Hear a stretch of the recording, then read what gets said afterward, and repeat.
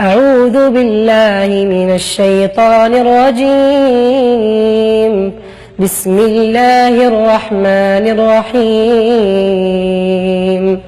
قد أفلح المؤمنون الذين هم في صلاتهم خاشعون والذين هم عن اللغو معرضون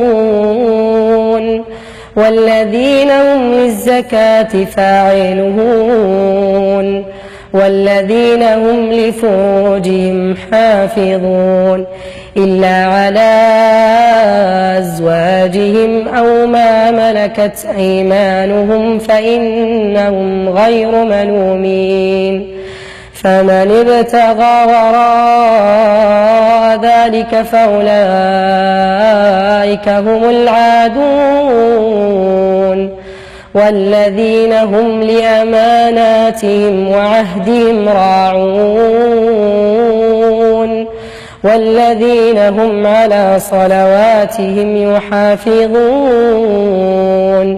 أولئك هم الوارثون الذين يرثون الفردوس هم فيها خالدون.